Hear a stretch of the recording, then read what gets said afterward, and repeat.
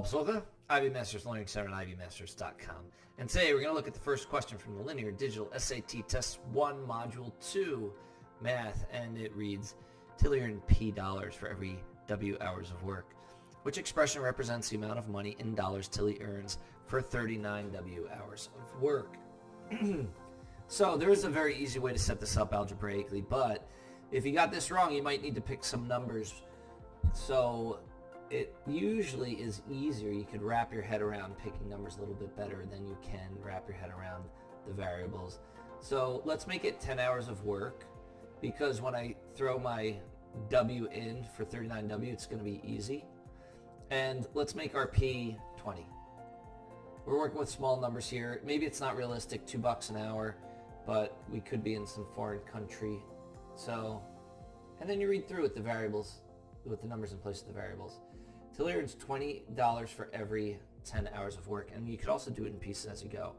That would wind up being $2 per hour. And if you don't see why, whatever you say first is on top. So if it's $20 for 10 hours, then you just reduce this ratio, and it reduces to 2 on top per hour, meaning per 1 hour. And then when we keep reading through, which expression represents the amount of money Tily in dollars Tily earns for, now 39 times 10 is going to be 390 hours of work. So we need 390 hours. And then you could solve it on your own. And what you might see is what we're setting up here is a ratio. So if it's $20 for 10 hours, which we already reduced, but you could use it reduced or the original. Think about setting up a ratio. If dollars go on top and hours goes on the bottom, then we got to say, hey, what's a 390? It's hours. So that's got to go on the bottom too. What happens is the tops always have to have a relationship. In this case, it's $20 and X dollars. The bottoms have to have a relationship. In this case, it's 10 hours and 390 hours. The left side has a relationship because it's $20 per 10 hours. The right side has a relationship because it's how many dollars for 390 hours.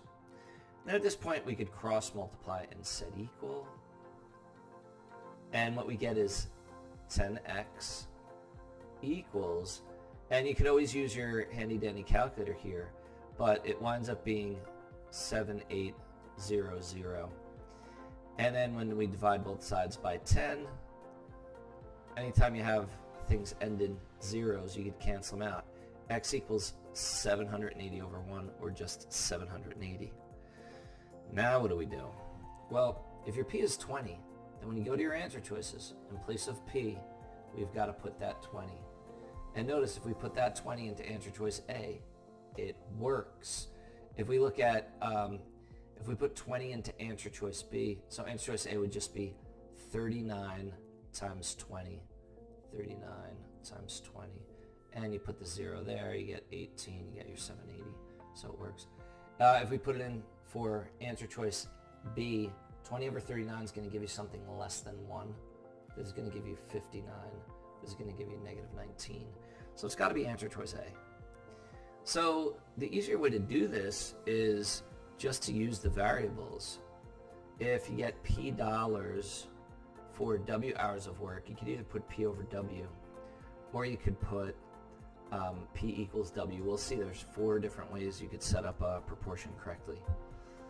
And then 390W or 39W, that would go on the bottom, and up here would be your X. And then if you cross multiply and set equal, you get WX equals 39W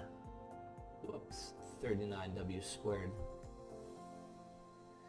I'm sorry, 39WP. And we divide both sides by W. W's cancel.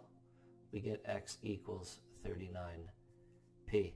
Other correct ways to set this up, I could flip the top and bottom. I could put W over P equals 39W over X. I could also say if P equals W, then what equals 39W? You know that it's set up correctly because P has a relationship with W. So the tops and bottoms have their relationship. And how much will she get paid for 39W? So the top and bottom on the right has a relationship. And then these have a relationship because they're both dollars. These have a relationship because they're both hours.